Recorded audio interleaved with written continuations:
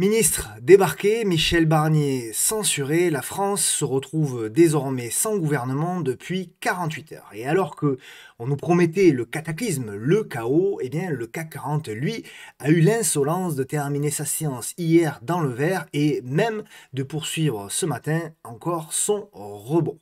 Alors, est-ce que les marchés français et les actions françaises sont véritablement au bord du précipice? Eh bien, je n'en suis pas totalement convaincu encore et je vais vous expliquer pourquoi dans cette vidéo.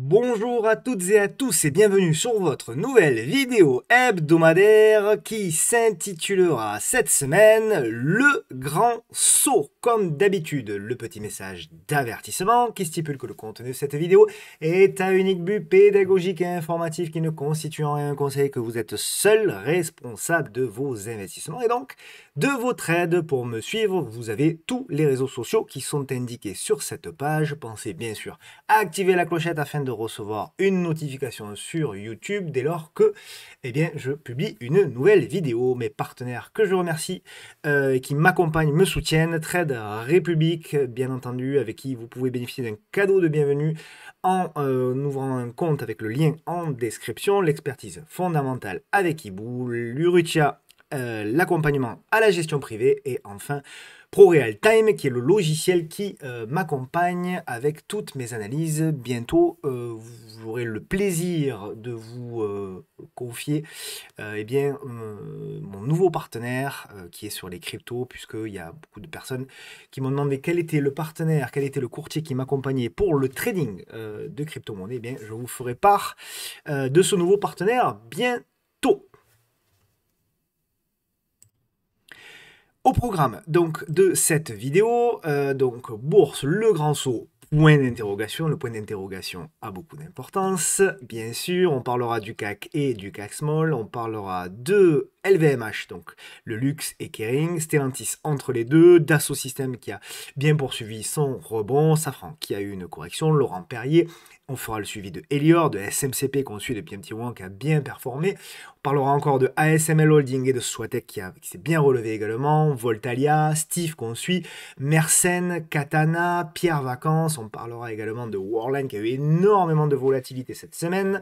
On parlera de Alphen, on parlera de Nexity, on parlera de Pluxee, on parlera de Viridien qu'on suit depuis un petit moment, l'ancien CGG. On parlera de Téléperformance, de Eramé et de Zalando qui a bien redémarré avant de parler des titres US avec Etsy qu'on suit depuis un petit moment, UP Fintech qu'on avait suivi, malheureusement on n'a pas eu le temps, j'ai pas eu le temps de vous avertir lorsqu'elle a donné son signal les semaines précédentes, mais on y reviendra dessus. Adobe, Qualcomm, Zoom et on fera bien entendu le suivi du titre Nvidia. Avant de terminer, comme d'habitude, par le titre à suivre, je tiens à vous remercier chaleureusement, bien sûr, pour vos nombreux messages et voilà, sur les différents réseaux. La semaine dernière, voilà, j'ai vu qu'il y avait un petit sursaut, entre guillemets. Donc, merci pour vos nombreux messages et commentaires sous chaque vidéo. Certains sont des fidèles, certains depuis des années laissent toutes les semaines un message. C'est voilà, la meilleure chose que vous pouvez faire pour me remercier. Donc, merci beaucoup pour cela et également les messages par rapport à la table des investisseurs qui rencontre un succès assez fou, je dois le dire. Donc c'est génial. D'ailleurs, vous aurez, j'y reviendrai, vous aurez dimanche la première lettre mensuelle aux investisseurs, un gros, très gros dossier sur tout un tas de sujets, de vidéos privées exclusives. Bref, inscrivez-vous. Tout ça, c'est bien sûr gratuit. On passe donc au résumé de la semaine et donc j'active comme d'habitude ma petite webcam. Voici, me voilà. Donc, résumé de la semaine. Ça va aller assez vite parce que bah, c'est un peu franco-français ce qui se passe en ce moment. C'est plutôt dans notre pays où ça bouge, pas forcément pour de très bonnes raisons, mais en tout cas c'est le cas. Bon, simplement rappeler que on arrive bien entendu sur un mois de décembre où les publications sont très peu nombreuses. Il y en a encore quelques-unes, mais elles sont très peu nombreuses. Donc voilà, ça c'est le côté entre guillemets positif. Donc on est moins perturbé jusqu'à la fin de l'année par les publications d'entreprise. Deuxième point positif, il n'y en a pas beaucoup, c'est que a priori, effectivement, le mois de décembre est un mois, alors c'est pour le S&P 500, mais vous savez bien sûr que, quoique c'est moins vrai cette année, vu l'écart de performance entre le S&P 500 et le CAC 40, mais quand même, eh bien, un S&P 500 qui se porte bien, c'est généralement positif pour le reste des marchés financiers, le reste des indices. Donc voilà, décembre est plutôt dans l'ensemble un mois positif, même généralement un mois positif dans 74% des cas. Dans les points positifs, on a également à noter que avant Noël, c'était un objectif. On a eu donc notre Bitcoin, notre cher Bitcoin qui a atteint les 100 000 dollars. Alors 100 000 en dollars, pas en euros encore. Derrière, on l'a vu ces dernières heures, il y a une correction, prise de bénéfices. Voilà, il y a beaucoup de gens, c'est normal, qui visaient les 100 000 en objectif et qui, lorsqu'ils ont été touchés, ont pris des bénéfices. Est-ce que ça veut dire que c'est le top, etc. Je sais pas, mais en tout cas, moi je pense que aujourd'hui sur le Bitcoin, je vous l'ai dit, on n'est plus sur des niveaux très très intéressants pour investir et il est possible qu'on ait des corrections, des consolidations. Ce qui va être intéressant à observer, et j'y reviendrai dans une vidéo spécifique sur le Bitcoin, c'est promis, sur le Bitcoin et les autres cryptos, c'est promis. Ce qui va être très intéressant à observer, c'est voilà, les prochaines semaines, quelle est la capacité du Bitcoin et des autres crypto-monnaies à consolider, à fabriquer des figures. Plus ces figures seront belles, seront peu volatiles, plus derrière on aura l'ambition d'aller chercher des objectifs beaucoup plus élevés sur le Bitcoin. Et c'est pas impossible. Donc voilà, c'est ce qu'on va observer. On observe que malgré les 100 000 dollars touchés ces dernières heures par le Bitcoin, c'est vrai qu'on a eu ce petit pump, mais malgré tout, ces dernières semaines, et c'est logique, on a eu la dominance du Bitcoin qui a ralenti par rapport aux autres cryptos, quoi de plus normal, bien sûr, avec le pump qu'elle a fait hein, entre les 60 et les 100 000. Donc voilà, là aussi, ça va être très intéressant d'observer, nous y reviendrons, eh bien, le fameux altcoin season, voir si on a à côté, voilà, des flux qui passent un petit peu sur d'autres crypto-monnaies. Voilà, là aussi, ça va être hyper intéressant à observer si on a des patterns intermédiaires pour pouvoir rentrer. J'espère que voilà, on va avoir une semaine, 10 jours, un peu de conso, que je puisse vous faire la vidéo pile au bon moment pour que vous puissiez éventuellement vous préparer à de nouvelles relances. Donc ça, c'est plutôt sur le côté, voilà, tous les côtés positifs, il y en a quand même, mais ça ne concerne pas vraiment la France. Quoique, puisque dans la continuité des éléments économiques, macroéconomiques qui sont assez négatifs. Nous en avons bien sûr deux cette semaine qui concernent l'Europe. Ce sont les PMI, PMI manufacturier français qui continuent sur le mois de novembre de chuter puisqu'on est à 43,1, ce qui est extrêmement faible. L'Allemagne qui est à 43, ce qui est également extrêmement faible. Et alors, ironie du sort, l'Allemagne, elle, et le DAX va de record en record. On l'a vu encore cette semaine, hallucinant ce que fait le DAX. Donc bon, là aussi, alors il y a des explications, hein, j'en avais donné certaines la semaine dernière, hein, notamment le fait que bon, l'Allemagne, certes, était en récession, etc., mais que la marge de manœuvre de l'Allemagne n'était pas du tout la même que celle de la France par rapport à l'endettement. Je rappelle que l'Allemagne a un endettement de mémoire à hauteur de 60% du PIB. On est à plus de 120 nous, dans notre pays, donc c'est dire un peu l'écart abyssal là aussi entre la France et l'Allemagne. Ça aussi, par le marché, c'est pricé. Et j'en veux pour preuve les performances, la différence de performance entre l'indice allemand et bien sûr l'indice français. Ce qui a fait l'actualité, vous êtes au courant bien sûr, c'est la censure du gouvernement. Donc on a eu effectivement Michel Barnier et ses ministres qui bon, voilà, ont été amenés à démissionner. Donc voilà, c'est bien sûr un élément très très important. Donc c'est la première fois depuis 1962, le gouvernement de Georges Pompidou, qu'on a tout simplement un gouvernement qui est renversé par une motion de censure. Donc voilà, on a en parallèle, bien sûr, la popularité du président de la République qui est au plus bas, hein, puisqu'on vraiment on atteint des niveaux, voilà, on était à 42% de pourcentage d'opinion favorable il y a encore à peine 2 ans, et là on est à moins de 23. Donc voilà, on a effectivement un président de la République qui a pris la parole hier soir dans un discours que j'ai trouvé extrêmement...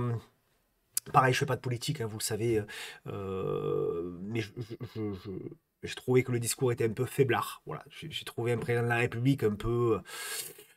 c'était un discours un peu vide, quoi, hein, disons, et j'ai la sensation, et en même temps on le comprend, hein, pour le coup, sans vouloir défendre Emmanuel Macron, mais on comprend que c'est compliqué dans cette situation-là de trouver des solutions.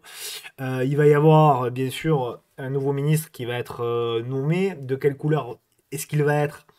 Je ne sais pas trop. Toutefois, ce qui est hyper intéressant, ça c'est vraiment quelque chose qui est hyper intéressant, c'est qu'on nous avait promis suite à cette censure-là, et bien que les marchés, et notamment le CAC, allaient décrocher. On nous avait promis le chaos, on nous avait promis que des fonctionnaires ne seraient pas payés, que des retraites ne seraient pas payées, que les impôts allaient exploser, etc. Et puis Emmanuel Macron, quelques heures plus tard, annonce tout le contraire. Annonce qu'il va y avoir, et c'est normal, heureusement d'ailleurs, là pour le coup les institutions sont bien faites quand même, une continuité de l'État, il y a un nouveau budget, hein, qui sera voté à la rentrée, enfin au mois de janvier, avec un nouveau Premier ministre, avec un nouveau gouvernement, et que les choses vont continuer de fonctionner. Et donc, la problématique, si vous voulez, quelque part, c'est que pour moi, ces politiques-là, de manière générale, font un peu les choses à l'envers. C'est-à-dire qu'ils utilisent la peur pour essayer d'obtenir ce qu'ils veulent, ce qu'ils souhaitent. Ça a eu marché pendant longtemps. Et j'ai la sensation que ça ne marche plus beaucoup. Et j'ai la sensation que, je dirais même que quelque part, plus désormais on fait peur aux gens, plus les gens disent ah ben ouais, vous voulez nous faire peur, ben ok, ben on va y aller. Et c'est même dangereux, c'est contre-productif. Donc je pense que quelque part il y a une immense fracture dans ce pays-là entre nos politiques et quelque part le peuple, et que cette fracture, elle n'est pas prête de se refermer. Et donc j'espère que nos politiques vont enfin prendre conscience que jouer sur les peurs ne marche plus, et que ça peut devenir véritablement dangereux. Donc voilà, et on a eu effectivement derrière un CAC 40 qui hier a fini dans le vert, a même pas eu un tout petit gap baissier je crois, puis derrière il a fini dans le vert. Ce matin on verra ce soir, mais a priori on a un CAC 40 voilà, qui se tient plutôt bien, on a des supports qui ont tenu, on le verra techniquement, donc tout ça quand même, ça nous fait réfléchir. Je passe donc à la question de la semaine, et on reviendra sur le plan technique sur le CAC. Question de la semaine qui est une question de Loïc que je salue, qui est d'ailleurs qui a toujours été d'un immense soutien depuis bien longtemps sur les vidéos et sur mes contenus, donc merci pour ça Loïc. La question c'est comment préparer un éventuel futur crack ou bear market. Alors, vous avez déjà la réponse, hein. C'est pas véritablement possible, mais il y a quand même des pistes qui sont à exploiter.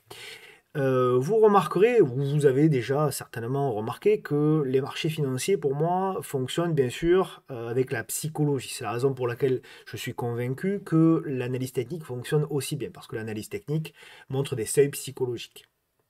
Et donc, vous êtes aussi concernés, tout comme moi, en général, les êtres humains que nous sommes, nous vivons avec, alors plus ou moins grand, hein, selon les personnalités, mais nous vivons, nous aussi, psychologiquement, dans des cycles. Il y a des fois où des périodes de notre vie, ça va extrêmement bien.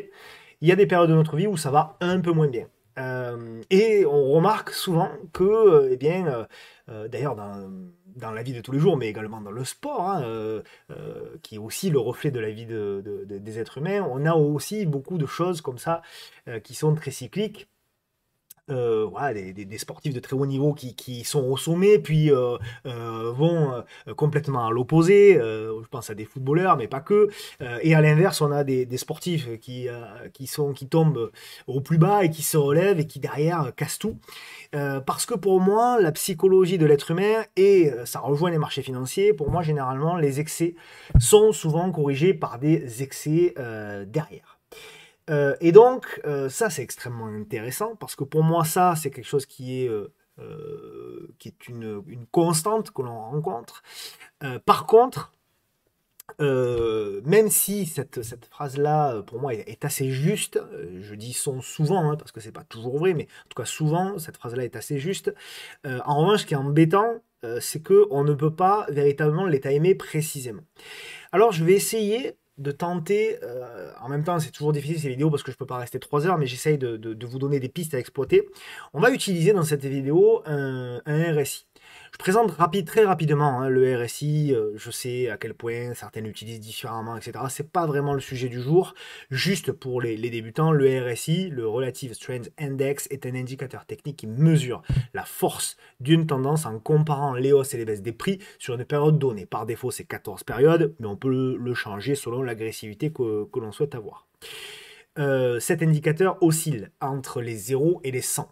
On appelle sous les 30 une zone de survente qui est pour certains potentiellement des achats.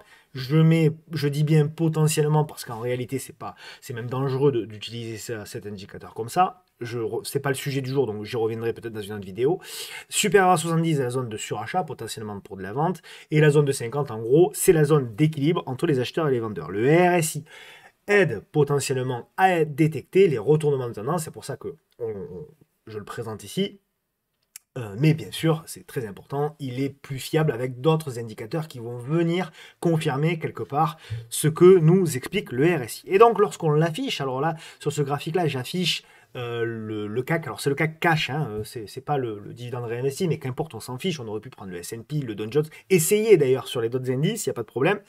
Et je me mets sur des unités de temps très longues, j'affiche ce RSI qui est en bas, et ce qui est très intéressant de regarder, c'est, eh bien, effectivement, on s'aperçoit que lorsqu'il y a eu des chutes assez importantes sur les unités de temps mensuelles, souvent, elles ont été déclenchées après que ce fameux RSI eût été en zone de survente, donc au-dessus des 70.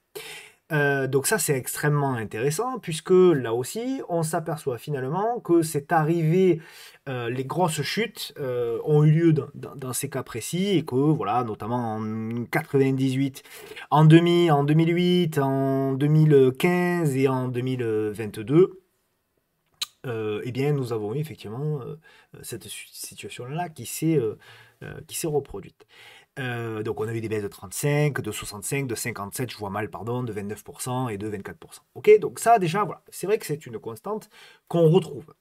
Maintenant, ce qui est évidemment intéressant quand on regarde des indicateurs, c'est toujours essayer de trouver le timing. Et là, vous allez voir que pour trouver un timing de baisse, c'est extrêmement difficile. Parce que, si vous voulez, partant de ce constat-là, on se dit, bah, dans ce cas-là, ce qu'on va essayer de regarder, c'est tout simplement eh bien, les moments où, vous allez comprendre, hop, si j'avance un peu, voilà, on va regarder les moments où le RSI mensuel passe en zone de survente, puisque on sait que les grosses baisses arrivent en zone de survente, donc nous, pour essayer de timer le marché, c'est la logique, on verra que c'est très compliqué finalement, on va essayer de regarder tous les moments où effectivement ce RSI 14 passe en zone de survente, au-dessus de la zone des 70.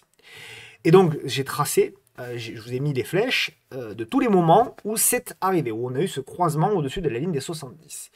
Et alors, ce qui est extrêmement intéressant, c'est que c'est arrivé donc 1, 2, 3, 4, 5, 6, 7, 8 fois, sauf erreur de ma part, depuis 1995.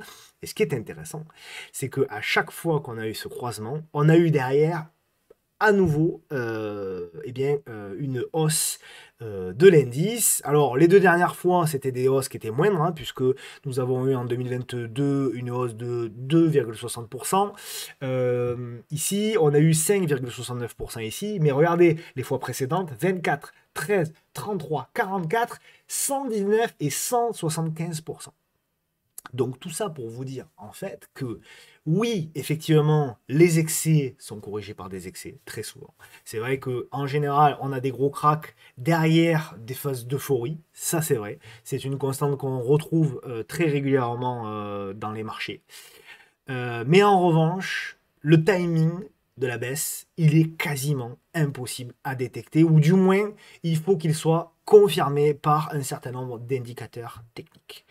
Ok, donc voilà un petit peu la conclusion de la possibilité ou pas de timer le marché, mais en tout cas, je vous laisse aller regarder sur les autres indices eh bien cette constante-là, et je pense que peut-être qu'il y a un certain nombre d'éléments que vous pourrez ajouter pour avoir des confirmations plus intéressantes. Tout ceci est souvent développé, hein. On a vu cette semaine, on a parlé bien sûr de l'Australie notamment, etc., à la table des investisseurs. Sachez que donc je reviens dimanche, donc ce dimanche, vous aurez la première lettre mensuelle aux investisseurs écrite par des professionnels dans leur secteur d'investissement. Eh bien, vous pouvez vous inscrire, je vous mets le lien. Je vous rappelle que bien sûr, cette newsletter est 100% gratuite, et dans la lettre mensuelle aux investisseurs, vous bénéficierez également de 2 vidéos privées. Voilà un petit peu, donc on passe désormais au marché, si vous le voulez bien, avec un CAC 40. Alors, le CAC 40, je vais prendre 2 minutes, parce que c'est important. Très important. Alors, je sais que certains parmi vous, et c'est normal, se disent déjà, avant que je prenne la parole sur le CAC 40, se disent déjà, oula, il va se venger, parce qu'il a pris plein la gueule pendant un mois où c'était le seul sur les réseaux à dire que pour le moment ça lâchait pas, et que pour le moment les supports tenaient. Et c'est vrai que il y a eu beaucoup de critiques à mon égard, parfois un peu violentes, parfois un peu méchantes, notamment en privé, mais bon, peu importe, c'est pas très grave. Eh bien, je n'en ferai rien. Le but, c'est pas d'essayer de se venger ou de dire ah, regardez, finalement, j'avais raison. Je m'en fous, c'est aucune importance. Ce qui compte surtout, c'est de tirer les leçons de ce qu'on fait, et de se dire bon, ben voilà, pourquoi j'ai eu raison, pourquoi j'ai eu tort, est-ce que c'est améliorable ou pas. Euh, Ce que je vous ai répété ces dernières semaines, c'était l'importance de l'analyse. C'était toujours essayer de se dire, on vit dans un monde où le bruit euh, est de plus en plus important. Vous allumez votre télé, vous allumez vos réseaux sociaux, et moi j'ai été... alors même si ça aussi c'est quelque part une satisfaction, parce que si vous voulez, les réseaux sociaux c'est pas quelque chose de naturel. Quand on est exposé sur les réseaux, on reçoit beaucoup de messages, certains positifs, d'autres moins, etc. Donc qu'on le veuille ou non, ça perturbe. Quand on donne un avis sur quelque chose assez tranché, et que derrière on est contredit parfois violemment, ça perturbe. Je vous le cache pas. Même si j'essaye de ne pas le montrer, voilà, je suis un être humain, j'ai ma sensibilité, vous vous en doutez. Donc forcément, ça perturbe. Euh, mais toute la question, si vous voulez, quand on a une contradiction, c'est de se dire, est-ce que cette contradiction-là, elle est légitime? C'est-à-dire, est-ce que véritablement, cette contradiction s'appuie sur des faits ou s'appuie sur des bruits? Et dans un monde où le bruit est de plus en plus important, encore une fois, via les médias, via les réseaux sociaux, etc., vous devez toujours essayer, on doit toujours essayer de revenir à son analyse initiale et de se dire, j'ai une analyse, est-ce que cette analyse s'appuie sur des faits? Oui ou non? Ou est-ce que c'est juste un avis, une opinion, une sensation? Dans ce cas-là, c'est beaucoup plus gênant. Et ce que j'essaye toujours de vous dire, peut-être que je m'exprime parfois mal, j'essaye de le faire du mieux que je peux en tout cas, je vous assure, c'est toujours de vous dire, avec du recul, est-ce que votre analyse, elle est objective? Est-ce qu'elle s'appuie sur des faits objectifs, des faits techniques, des analyses techniques, ou fondamentales d'ailleurs, mais quelque chose de objectif? Et quand je reprends ce graphe-là mensuel, qui est le graphe que je vous présente toujours à long terme, et je vous dis toujours, avant d'aller sur de l'hebdo, avant d'aller sur des graphiques daily, avant d'aller sur des graphiques 4 heures, 1 heure, 5 minutes pour certains, prenez du recul, mettez-vous sur des graphiques mensuels, tracez vos supports, tracez vos résistances, et regardez si véritablement le marché les a condamnés, oui ou non. Et ce graphique-là, je vous le promène depuis plus d'un mois, et je vous dis, oui, c'est vrai que nous arrivons sur une zone de support. Oui, c'est vrai que nous sommes en train de travailler de manière négative, de grignoter de manière négative cette zone de support.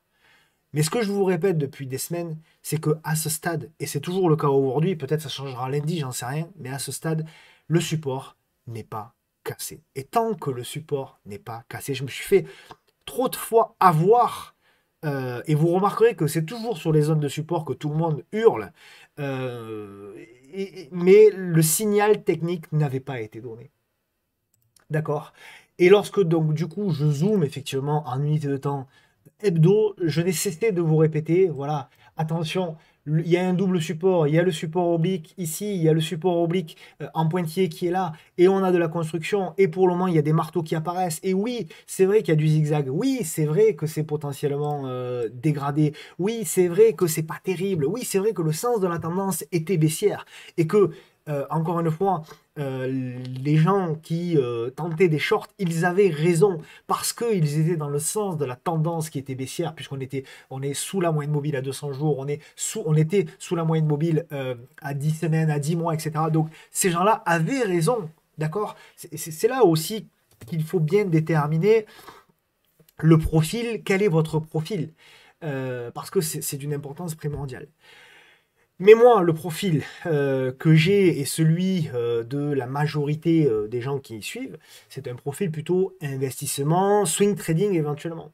Et ce que je disais, c'est que tant que cette zone-là, les 7000, les 7100, 7150 tenaient, d'accord? C'est cette zone globalement ici, tant que cette zone-là tenait, ou tient, c'est pas positif. C'était pas positif, mais c'était neutre. Et je vous expliquais, voilà, entre les 7100 et les 7350, c'est de la neutralité, c'est de la construction dans une tendance baissière qui a certes des probabilités de casser par le bas supérieur, et c'était mon avis, mais nous n'étions pas à l'abri, et c'est ce que le CAC a décidé de faire pour des raisons que je ne voilà, que je ne comprends pas forcément, etc. Mais le CAC a décidé de casser ces 7300 par le haut, et même d'aller, pour le moment, on verra ce soir, etc., mais pour le moment, de tenter le break ici, de la résistance oblique en rouge et en pointillé. D'accord?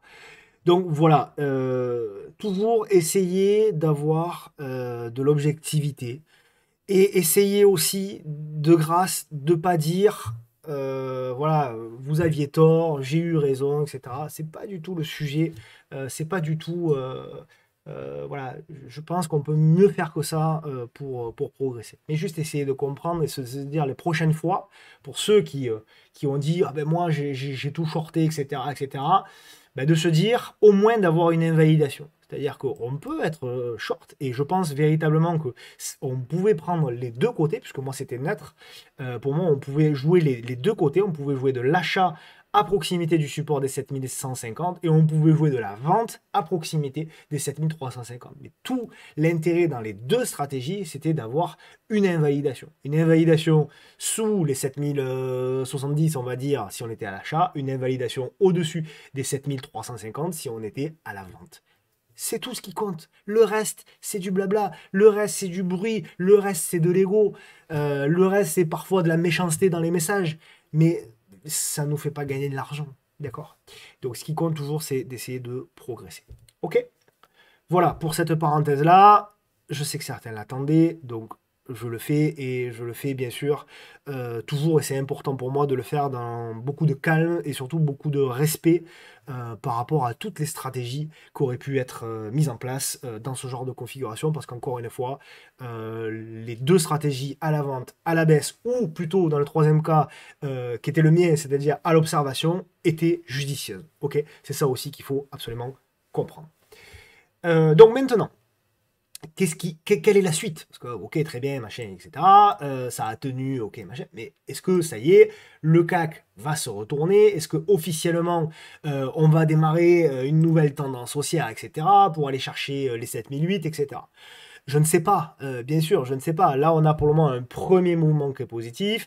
Ce qu'on va attendre pour moi, donc la semaine prochaine, et pour valider les 15 derniers jours de rallye haussier, voire même peut-être un beau mois de janvier, c'est désormais la capacité du CAC 40 à construire là-dedans. Si on a un CAC 40 qui tient la zone des 7350 et que vous voyez apparaître, pardonnez-moi, une congestion, à ce moment-là, on peut jouer effectivement de la hausse. A contrario, encore une fois, il y a un scénario A, il y a un scénario B. Évitez de vous enfermer dans des scénarios, dans un unique scénario. C'est là où vous allez vous faire piéger. Vous pouvez très bien avoir un CAC 40 qui, la semaine prochaine, devant des nouvelles qu'on n'est pas encore aujourd'hui, réintègre les 7320, réintègre la figure. Et là, on dira que c'est tout simplement une prise de liquidité au-dessus de l'ancienne résistance, une réintégration. Et là, à contrario, on pourra jouer de la vente. Moi, je ne le jouerai pas, j'irai me reposer et profiter des fêtes d'année. Mais ceux qui le veulent, en tout cas, pourront le faire. On pourra jouer donc une prise de position avec une invalidation au-dessus du dernier plus haut. Donc, prise de position à la vente, à la réintégration, pour aller chercher le bas de range et éventuellement aller chercher les 6008. Donc, vous voyez, on peut très bien avoir deux scénarios complètement opposés, mais ce qui compte, c'est votre stratégie. C'est ça qui compte. Voilà. Et d'être rationnel, d'avoir des ratios gain-risque intéressants. Si les ratios gain-risque ne sont pas intéressants, vous restez sur le côté. Ok. Voilà, j'espère avoir été assez clair. C'est pas toujours évident. J'essaye de faire du mieux que je peux. Surtout en fin de semaine, c'est pas toujours évident quand on a eu une semaine chargée, mais bon, voilà. En ce qui concerne le CAC Small. Alors, le CAC Small, toujours le même scénario. Donc, ce qu'on disait les semaines précédentes, c'est que voilà, maintenant on a le test du pullback. Donc, on a toujours l'oblique ici. On voit bien que le marché la valide parfaitement. On a un rebond technique du CAC Small, mais là aussi, rien n'est encore totalement joué. Donc on a eu ce gap baissier, on s'est fait peur, mais derrière, rien n'est totalement terminé. On compte le comblement de ce gap-là. Mais pour moi, là aussi, à l'image du CAC 40, maintenant, j'attends la construction. J'attends que l'on ait une stabilisation de ce CAC Small avant d'aller chercher la zone de pullback qui est grosso modo la zone ici. Il y a un petit gap ici à aller chercher, grosso modo, on va dire la zone des 11 000 points. Donc pour moi, oui, on peut avoir un scénario de rebond d'ici la fin de l'année, début de l'année 2025, sur le CAC Small, à condition d'avoir cette construction la semaine prochaine. C'est ce qui va nous importer la semaine prochaine, c'est d'observer quel va être le comportement du marché français et des actions françaises, des grosses comme des petites. Si on a effectivement un indice américain qui consolide un petit peu et qu'on a parallèlement un cas qui lui est résilient, finit toujours dans des séances plus ou moins vertes avec de la construction, de la congestion et des réductions de volatilité, voire des volumes, on pourra peut-être se dire, ah, peut-être qu'on a de la construction et peut-être qu'on va essayer d'aller sauver l'année 2024, entre guillemets, ou rattraper un petit peu les morceaux cassés pour la performance annuelle. Voilà. Pour le moment, on n'en est que juste sur la première partie, c'est-à-dire le rebond technique. Il faut toujours la construction intermédiaire et la relance ensuite. Ok? Allez, donc maintenant, on passe aux actions assez rapidement quand même, puisque bon, j'ai pris un petit peu de temps pour l'introduction, mais je pense que c'était quand même important et surtout d'en tirer les conclusions. LVMH, on est dans le scénario qu'on avait proposé, c'est-à-dire de la construction dans le biseau descendant, derrière une congestion qu'on a parfaitement eu. Là aussi, toujours intéressant d'observer les constructions, c'est ce qui va vous déterminer la suite. Et donc la construction, elle a fini par lâcher par le haut. Alors attention, je ne suis pas encore sur un scénario où on va retourner la tendance, etc. Mais on peut avoir effectivement là aussi sur LVMH et sur le luxe de manière générale, peut-être aller chercher des compléments de gap. Il y a un complément de gap à aller chercher là, il y a un complément de gap à aller chercher là. Et ça peut effectivement porter un petit peu plus le CAC. Très intéressante, je trouve quand même, sur LVMH, c'est les constructions. On a eu une construction ici, on a eu une construction là, et on en a eu même une troisième là. Donc ça, c'est vraiment des choses que moi j'apprécie. Et sur un bon nombre de valeurs, c'est ce qui s'est passé ces derniers jours. Stellantis, la démission eh bien, du CEO, du directeur de Stellantis, donc de Carlos Tavares. Stellantis, c'est là aussi où c'est vachement intéressant, quoi. Parce que regardez un petit peu ce qui se passe. Voilà. C'est effectivement ici une prise de liquidité, comme je vous l'explique souvent, on vous dit mettez les stops sous les plus bas, regardez ce que ça donne. Stop sous le plus bas, prise de liquidité derrière, bouf, le rebond technique. Et c'est 15%. D'accord? Et derrière, ce qui est vachement intéressant sur Stellantis, c'est que non seulement on fait le rebond technique, mais en plus là, on est en train de casser l'oblique. On est en train de casser l'oblique. Et là aussi, à l'image du CAC, on revient, donc, premièrement, effectivement, sur une zone de résistance qui est ici, qui est importante. Donc, moi, ce qui va m'intéresser la semaine prochaine, c'est la capacité de Stellantis à construire, à nous faire une petite congestion la semaine prochaine. Et si on l'a, on jouera le comblement de ce gap-là, et après, nous verrons. Vous avez le temps. Vous avez le temps. Si véritablement c'est le moment pour Stellantis de se retourner, effectivement, il y a le temps. On a la zone de support. Regardez un petit peu la zone de support. À quel point l'analyse technique a été d'une justesse fabuleuse. Kering, c'est pareil. Ça fait un moment que je vous dis, Kering, mine de rien, ça ne lâche pas. Ça ne lâche pas. Oui, c'est pas terrible. Oui, c'est compliqué, mais ça ne lâche pas. La zone était hyper intéressante puisque c'était les plus hauts ici de 2000. Et vous avez dit, voilà, tant que cette zone-là tient, il faut également tenir. Et là aussi, à l'image de LVMH, voilà, nous on a tenté un achat sur le salon là au-dessus des 220. À l'image de LVMH, la construction était pas mal. Voilà, donc attention, rien n'est fait. On tente des cassures, elle est beaucoup moins propre quand même que Kering que LVMH. Donc voilà, on tente là de revenir sur le haut de canal, c'est plutôt ce canal-là. Bon, voilà, c'est pas mal, il va falloir plus. D'accord? Là pour le moment, c'est du rebond technique. Même si Kering, et ça paraît impressionnant, a repris 15%, cela ne reste que du rebond technique. Comment on va déterminer que le rebond technique est un petit peu plus qu'un rebond technique? On va le déterminer avec la capacité, toujours pareil, de Kering de bien construire les prochaines semaines. Et à ce moment-là, de démarrer une véritable tendance haussière. Pour le moment, c'est du rebond technique qu'on a déjà vécu. Ici, c'était du rebond technique. Ici, c'était du rebond technique. Ici, c'était du rebond technique. Ici, c'était du rebond technique. Ici, c'était du rebond technique. Mais on n'a jamais eu derrière, après ce rebond technique, une construction intermédiaire pour relancer. À chaque fois derrière, on a eu de la vente, on a eu de la vente, on a eu de la vente, d'accord? Est-ce que cette fois-ci, on va encore avoir de la vente? J'en sais rien, mais en tout cas, ce que je sais, c'est qu'on va observer. Là aussi, sur Kering, vous avez le temps, vous avez le temps. Kering, comment dirais-je, braquez pas en vous disant, ah, c'est trop tard, Kering, elle a rebondi de 15%, j'ai loupé le train. Mais non, Kering, elle a baissé, même après la hausse là, de 15%, elle est encore à moins 70 depuis les plus hauts. Donc, croyez-moi, si vous pensez que Kering un jour reviendra sur ses plus hauts, vous avez largement le temps. Il y a un potentiel haussier. Je ne dis pas que c'est ce que Kering va faire.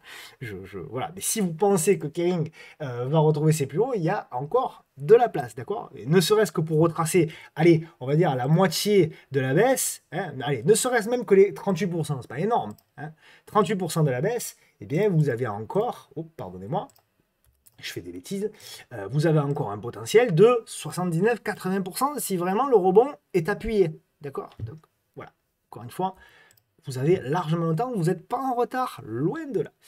Dassault Systèmes, assez content, pareil, de Dassault Systèmes, hein, une valeur, vous disiez, voilà, pour le moment, les supports tiennent, support oblique, etc. Tant que le support oblique, eh bien, tient, effectivement, il faut tenir. On avait proposé un achat, notamment, je crois que c'était ensemble, c'était l'achat au-dessus des 32-38. Effectivement, derrière, c'est déclenché. L'invalidation, parfait. Et là, pour le moment, voilà, vous êtes à plus 7 si vous avez pris le trade. Donc, c'est pas fini. Maintenant, là aussi, si on veut avoir plus qu'un rebond, c'est exactement le schéma que je vous ai montré. C'est-à-dire, est-ce que on va avoir la capacité la semaine prochaine d'avoir une conso intermédiaire? Si on a ça, on relance et on va plus loin. Et on va plus loin pour aller chercher le niveau déjà des 36,60 en premier objectif. On verra après, il y a la moyenne mobile à 200 jours, etc. qui va certainement nous gêner. Safran, vous savez à quel point je suis amoureux de cette valeur. Mais je vous disais, là aussi, précédemment, oui, très très belle valeur, etc. Mais attention, haut de canal, on n'est pas sur un potentiel énorme. Donc pour du trading court terme, pourquoi pas, pour jouer des robots techniques, etc. Mais pour de l'investissement, je ne change pas, ce n'est pas une opportunité. Elle peut aller plus haut, bien entendu, mais pour moi, ce n'est pas une opportunité forte. Ce sera une opportunité forte le jour où, et ça arrivera, le jour où on reviendra à proximité de ce support oblique. Haussier. Laurent Perrier, petite opportunité intéressante pour les investisseurs à mon sens. Première, on va dire, d'accord? Pour moi, Laurent Perrier, c'est une tendance haussière. On a, sur le long terme, hein, donc de cette graphique depuis 2007, on a breaké, on fait le premier pullback. Il y a une première zone, allez-y tranquillement si vous êtes intéressé par Laurent Perrier, mais une première zone qui est intéressante à renforcer, pardonnez-moi. Ensuite, effectivement, si on revient à proximité, donc du support. Support, support, support, support, et éventuellement support. On verra selon la vitesse de la baisse s'il y a une baisse supplémentaire, mais grosso modo au-dessus des 80 euros, dans la zone des 80 euros. Ok? Dans l'objectif, voilà, toujours pareil, de jouer une nouvelle tendance haussière. d'accord? Donc si vous prenez un petit peu ici, aux alentours des 100, et un petit peu plus aux alentours des 80, vous aurez un prix aux alentours des 85, 90. Bon, les plus hauts, les tops sont à 140. D'ailleurs, on peut les tracer, ils sont assez propres. Voilà, le top, il est ici. Voilà, aux alentours des 141. Donc, il y a quand même un potentiel long terme. Ah, c'est une action un peu pépère, hein, Laurent Perrier, mais ça peut être intéressant. Elior, alors les semaines précédentes, je vous disais que je n'étais pas convaincu encore par la construction, mais comme je vous l'ai dit la semaine dernière, Elior, je vous ai dit, laissez les bougies se construire, d'accord? Donc je zoome un petit peu, voilà, et vous avez dit, il faut attendre la construction. On était là, vous avez dit, il faut attendre la construction. C'est exactement ce que l'on a actuellement sur Elior. On a de la construction, la réduction de la volatilité. Regardez un petit peu la volatilité ici par rapport à la volatilité là. Donc on a une belle réduction de la volatilité. On a une belle réduction des volumes. Donc ça va se regarder. Ça va se regarder. On commence à avoir petit à petit des niveaux que le marché nous offre. Des niveaux, des supports, des résistances. Donc là aussi, on va regarder. Ça peut casser par le bas, d'accord? On ne sait pas. Mais en tout cas, on va regarder si Elior a la capacité de continuer sa réduction de volatilité et éventuellement de jouer du rebond. Ok? SMCP, bon, assez content parce que c'était un des titres à suivre ces dernières semaines. Voilà, vous avez proposé, toujours pareil, toujours le même setup, hein, le retournement, souvenez-vous, le retournement de la moyenne mobile à 200 jours qui est en train de s'aplatir, et c'est à partir de là où ça nous a intéressé, puisqu'on avait la congestion. La congestion, on avait proposé un premier achat au-dessus des 2,72 €, un deuxième achat sur la seconde. On a eu deux, on a vraiment tout eu, hein, là, pour le coup, sur SMCP. On a eu la première congestion là, la deuxième congestion là, et derrière la relance. Et là, on a potentiellement même une troisième congestion, espérons la semaine prochaine, qui va se mettre en place pour continuer la relance. D'accord? Donc là, ici, vous voyez déjà, on a de l'avance. Donc ça, c'est quand même extrêmement positif sur SMCP. Ok, comme de par hasard, elle se retourne au moment où plus personne n'en parle. On en a parlé beaucoup sur les réseaux pendant des semaines, voire des mois quand elle est baissée. Et puis, c'est au moment où elle se retourne que tout le monde l'a oublié. Et c'est toujours extrêmement drôle de voir cela. ASML Holding, toujours la même chose également. Voilà, pour les investisseurs, j'ai pas changé mon avis. Il y avait une première zone d'investissement ici aux alentours des 630, la deuxième zone était là. Pour les traders, c'est la même chose. Traders, vous avez dit, voilà, au-dessus des 663, ça peut être intéressant. Le stop était toutefois un petit peu loin. Par contre, ce qui est super intéressant, c'est d'observer aussi la congestion qui est en train de se faire pour la semaine prochaine. Des petites bougies, peu de volume, donc là aussi, ça nous intéresse. On va voir éventuellement la semaine prochaine. On va voir si elle a la capacité de bien construire et de finir par breaker par le haut. Et si on break par le haut, on ira chercher les 673 et les 773, pardonnez-moi, et les 814. Ok. Soitec, on l'a suivi aussi la semaine dernière avec la correction. Voilà, j'ai rien changé à mon graphe. Vous avez dit la cassure du biseau descendant, la réduction de la volatilité, le break, la correction, avec là aussi la réduction de la volatilité. Prenez la vidéo la semaine dernière, c'est exactement le scénario qu'on avait identifié. Voilà, avec notre petit biseau descendant. Et derrière, regardez un petit peu ce qu'elle nous a offert. Alors, je ne l'ai pas vu, hein, donc voilà, ça ne sert à rien de faire le malin. Je ne l'ai pas vu. Mais regardez un petit peu, voilà, la belle réduction de volatilité. J'ai pas regardé, mais regardez un petit peu les volumes. Toujours la même chose. Là où sur Twitter, tout le monde vous dit il faut regarder les valeurs sur lesquelles il y a beaucoup de volume. Non, il faut regarder les valeurs sur lesquelles il y a peu de volume. Surtout quand il y a eu précédemment ce que j'appelle un push, c'est-à-dire une accélération haussière, 35%, correction sans volume, réduction de volatilité sans volume, derrière, boum, la relance. Et donc, quand on prend le break ici des 76,90, pour le coup, je fais la méthode de la veille, mais vous savez que c'est la méthode que je vous explique, derrière, pouf, on va chercher tout de suite le top. Et toujours, qu'est-ce qu'on va chercher comme objectif? Le top. On va chercher ici. Si on prend la position à la cassure ici de la congestion, on va chercher le dernier top récent. Donc là, il y avait quand même, mine de rien, voilà, il y avait quand même 12% à prendre. Le stop, il était simple, il était là. Ok, donc ça faisait un stop potentiellement à 6% avec un objectif à 12, un ratio de 1 pour 2. Donc aucun problème. Je peux vous garantir que si vous répétez ce genre de structure-là de manière régulière, vous serez rentable sur les marchés à long terme. À condition, bien sûr, d'y appliquer un bon money management, d'y appliquer... Voilà. Ça, bien sûr, je ne le dis pas, mais c'est sous-entendu. Ok. Voltalia, toujours dégradé, il faut l'observer, mais toujours dégradé à mon sens. On en est là. Ce que j'aime pas trop, c'est que voilà, on a cassé, on fait le pullback. Alors, on peut éventuellement avoir de l'espoir encore tant qu'on tient la zone ici. Ok? Donc, on va observer, mais pour moi, véritablement, le signal, il ne sera qu'au-dessus, voilà, au-dessus ici de la résistance oblique. Si effectivement on a une cassure de la résistance oblique, une petite congestion, on jouera éventuellement un scénario un petit peu plus moyen terme sur le titre Voltalia. Ok.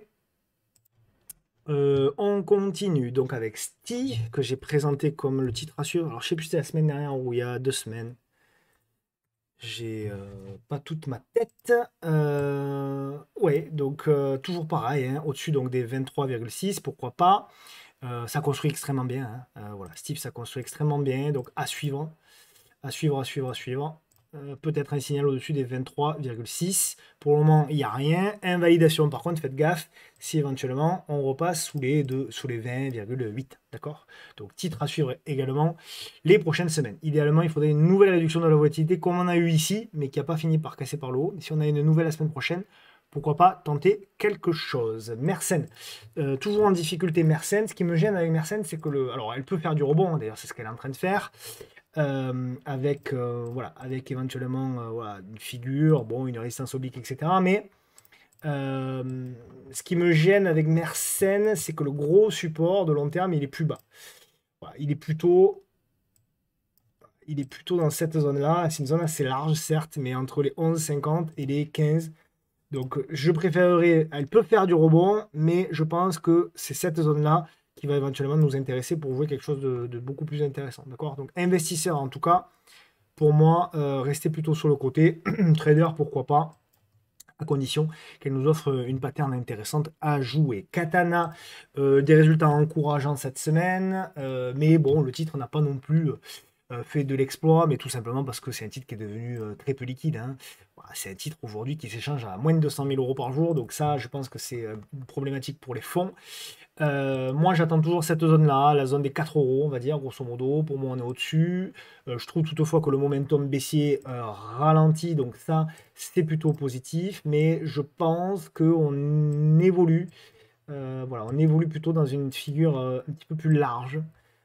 Et on va encore zigzaguer un petit moment dans cette figure-là. Donc je vois bien quelque chose qui va être un peu comme ça. Et si on a quelque chose de réduction de la volatilité là, on jouera une relance. Donc pour moi, voilà, sauf si on arrive à repasser assez rapidement au-dessus des 5,12, dans ce cas-là, bon, on dira que ben, le titre a plus envie de baisser et que derrière il relance. Mais pour moi, voilà, vraiment idéalement, si on avait un scénario idéal, ce serait plutôt sous les 4 euros pour Katana. Pierre Vacances, un titre que là aussi comme ça, Franck, vous savez, j'apprécie beaucoup pour des raisons que je vous ai expliquées, hein, perso, puisque voilà, je suis parti souvent en vacances avec Pierre et Vacances, en famille et avec mes parents, donc j'ai toujours eu de l'affection. Voilà. C'est bête, il faut pas en avoir, mais en tout cas, voilà, je vous explique la raison.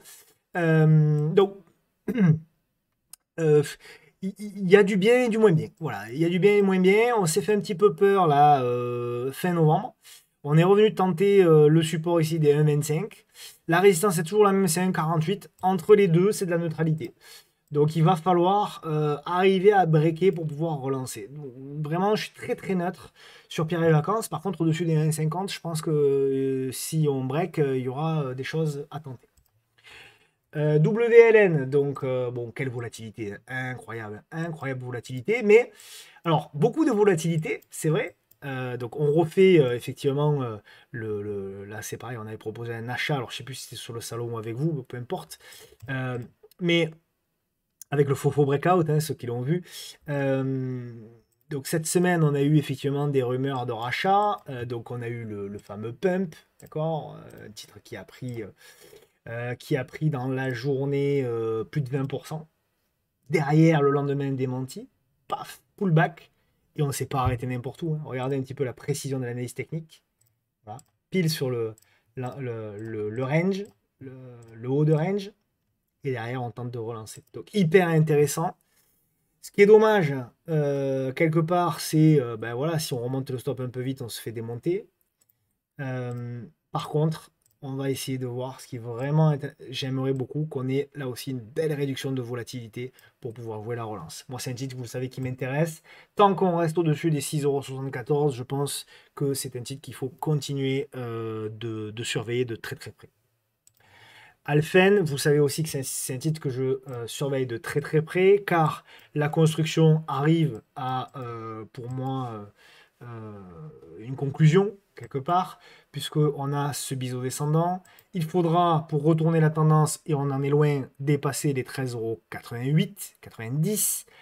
Mais la réduction de volatilité est intéressante. On tente la première résistance court terme, c'est-à-dire la résistance des 12 €. Ce qu'il va falloir observer la semaine prochaine, c'est si le double appui va pouvoir breaker la zone des 12 €, construire pour aller chercher dans un premier temps cette zone des 14 €, pour construire, pour aller breaker, etc., etc., etc.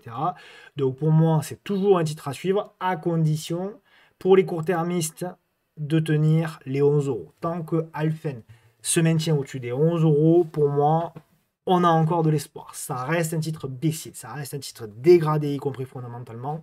Mais voilà, pour le moment, la construction n'est pas totalement moche. J'ai rien oublié. Non, jusqu'ici, ça va. Nexity, qui a bien corrigé Nexity.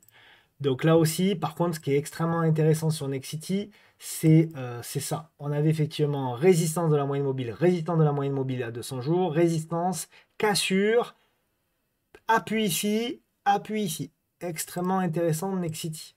Donc on a le rebond technique, pas de construction. Donc là aussi, pareil, semaine prochaine, on va observer la capacité de Nexity à construire là-dedans. Et si vous voyez la semaine prochaine Nexity qui vous construit une belle figure intermédiaire ici, on tente le break pour aller rechercher, retrouver la zone des 15 €. A contrario, Nexity, grosse méfiance, grosse vigilance. Si on repasse sous les 10,40 €, si on repasse sous les 10,40 €, 10,60 €, c'est que le CAC certainement sera reparti ou aura replongé, etc., ce qui peut arriver. Et donc, l'objectif, ce sera de retourner sur la zone des 8 € et après, on en reparlera. Plexi, c'est un des titres également à suivre de près, puisque là, je vous explique depuis une semaine, ou la semaine dernière, ou celle d'avant, je ne sais plus, qu'on est pile dans la construction. On a tenté un break ici, on a tenté un break là, donc le faux breakout. On réintègre la réduction de volatilité, et voilà, c'est toujours de la construction. Titre à suivre de près, notamment si on arrive à breaker la semaine prochaine la zone des 20,70 € de préférence en clôture journalière. Ok? Donc hyper intéressant à suivre de près. Là aussi, on invalide sous le pattern, donc on invalide tout ça sous les 18,36 €. Viridien, titre pareil qu'on suit de très très près, qui nous a bien fait plaisir. Voilà, qui a tenté le break. Donc on est toujours pareil, dans la même situation technique, c'est-à-dire que, alors attention, c'est baissier, hein, bien sûr, Viridien, c'est très baissier, c'est pour jouer du rebond technique, etc. Mais on a le double appui qui a fini par breaker. Donc on a tout qui se met en place, exactement comme on avait proposé ici le 7 novembre. Regardez un petit peu, le 7 ou le 8 novembre, le schéma, le pattern qu'on avait dessiné, c'est-à-dire, pour le coup, c'est quand même hyper propre. Maintenant, là aussi, à l'image d'un certain nombre de titres, très bien, on fait le premier pêche, très bien, on casse les premières résistances, mais c'est la construction qui suit qui va nous intéresser parce que c'est elle qui va déterminer si on va plus haut ou pas. Aspect positif, la construction est en place. Pour le moment où on se parle, double inside bar, double inside bar, double inside D, c'est-à-dire qu'on a cette bougie-là qui est à l'intérieur de celle-ci qui est à l'intérieur de celle-là. Affaiblissement des volumes, parfait. On observe de très près la semaine prochaine. Téléperformance, dégradé, toujours dégradé. Mais là aussi, comme on le disait les semaines précédentes, c'est très dégradé, mais ça tient. Et on est toujours dans la situation où le support, ici, des 84 € tient. On lâche le support des 84 €, 82,30 € pour prendre un peu de marge. On laisse tomber. Ok? Mais, à ce stade, ça construit. Il y a des recos qui s'améliorent. Je crois que JP Morgan a augmenté sa reco. On construit sous zone oblique, ici en rouge. D'accord? Donc, voilà, pour le moment, ça construit. Je vais le mettre en noir. Pour le moment, ça construit. Ah non, c'est pas celle-là. Je l'enlève, ce sera mieux. Hein, voilà. Ok? Celle-ci. On casse par le haut les 90. on a espoir de retrouver la résistance oblique là. On casse la résistance oblique là, et derrière la moyenne mobile ici. On a l'espoir de construire au-dessus pour relancer. Il y a encore beaucoup de boulot à faire, et ça reste un titre qui est toujours à ce stade dégradé. Et Ramé,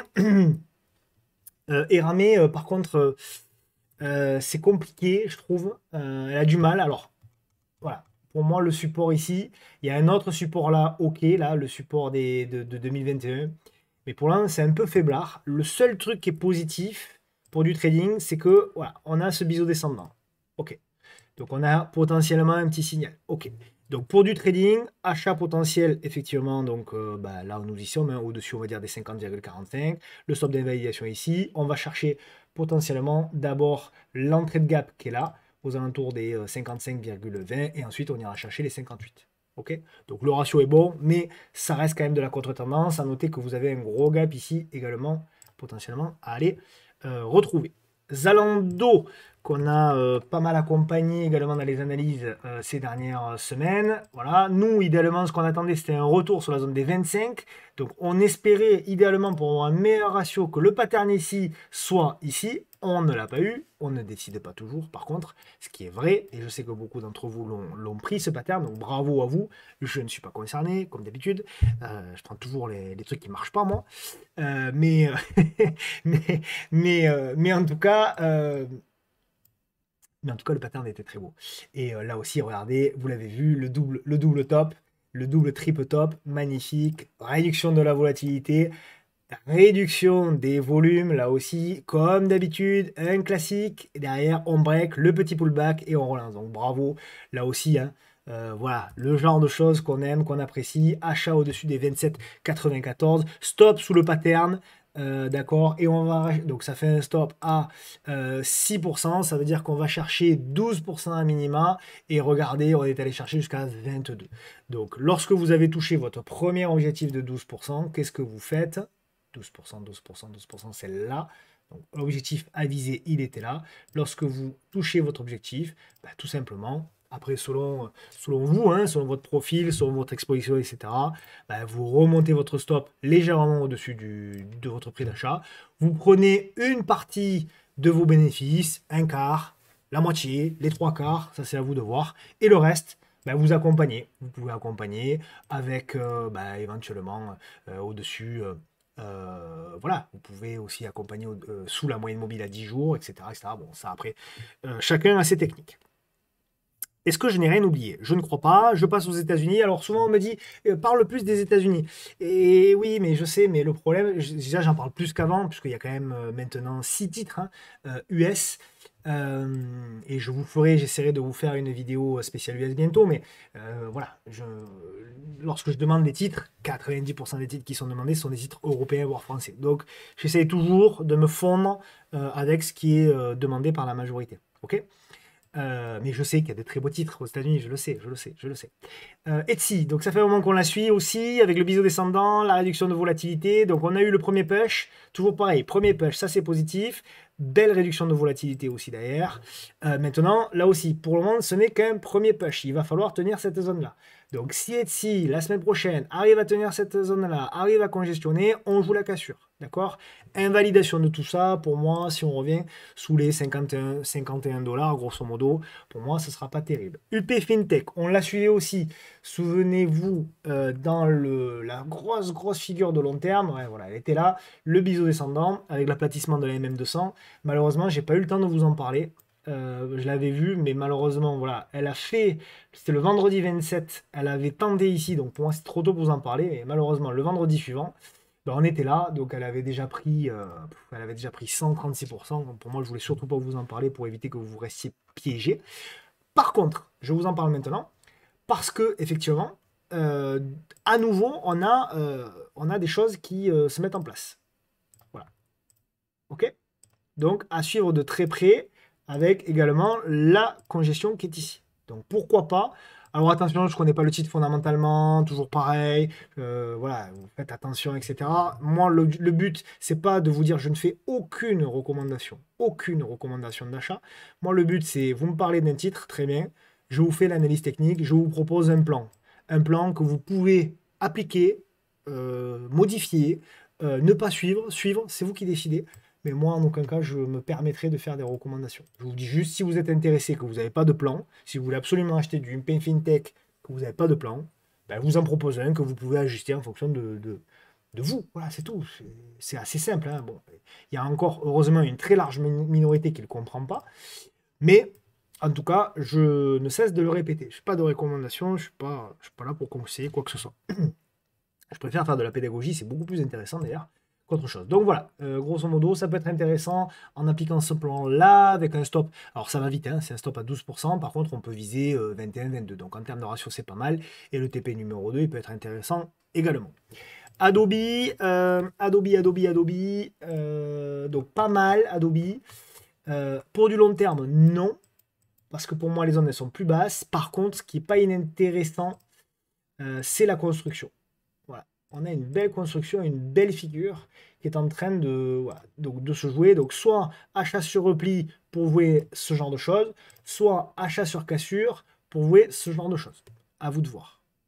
Ok, mais en tout cas, oui, la figure est pas mal pour du swing, pour de l'investissement, pas vraiment. Qualcomm, pour moi, alors c'est intéressant de la mettre en mensuel. Pour moi, en mensuel, donc c'est pas une zone ici hyper intéressante, même si elle a beaucoup baissé. Vous savez, Qualcomm, vous avez dit là aussi, attention, cassure du top, à chaque fois c'est pareil.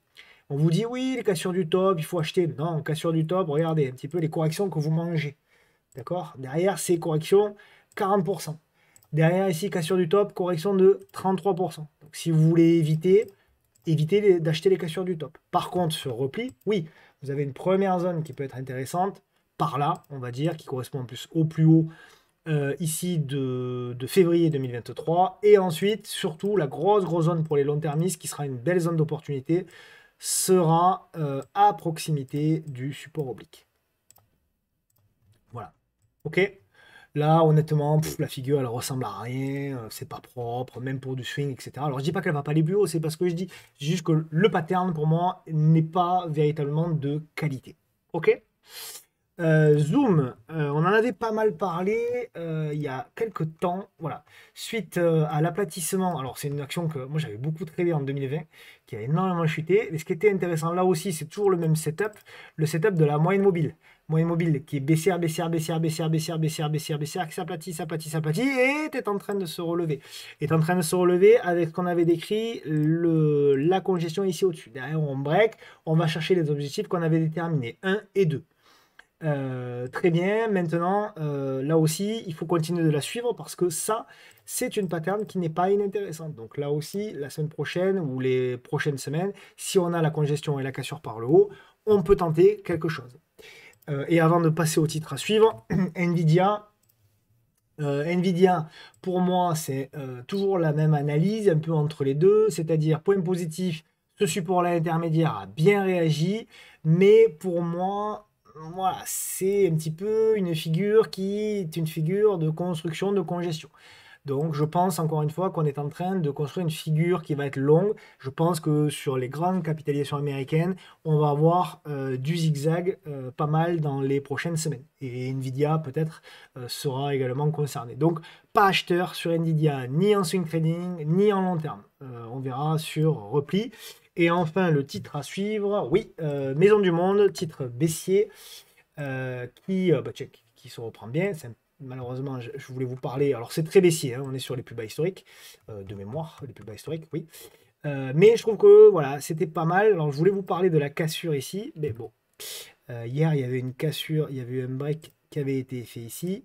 Je voulais vous parler de cette cassure-là. Bon, on est un petit peu en retard, mais bon, en tout cas, à suivre parce que le potentiel est assez intéressant. Si on a une congestion la semaine prochaine, pour jouer également, voilà, potentiellement un retour sur les 4,54 euros. Et ensuite, sur les 5,27, pensez toujours à invalider les plus agressifs d'entre vous ici, les plus agressifs d'entre vous, les moins agressifs d'entre vous ici. Voilà pour cette vidéo-là. Pensez absolument pour recevoir dimanche la lettre mensuelle aux investisseurs, vous allez voir. C'est des dizaines d'heures de boulot, vous n'allez pas être déçu du voyage.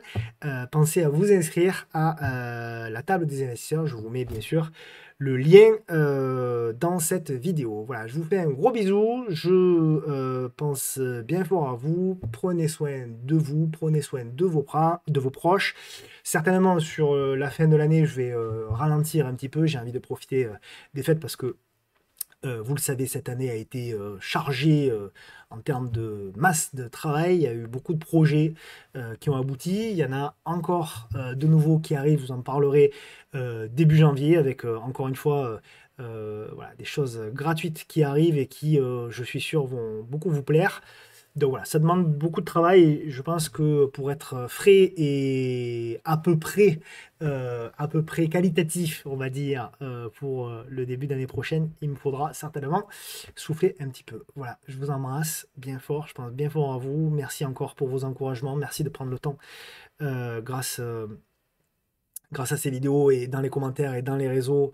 Eh bien, merci voilà, de partager ces vidéos-là. Et puis on se retrouve bien sûr la semaine prochaine, hein. Allez, bon week-end, à plus, ciao.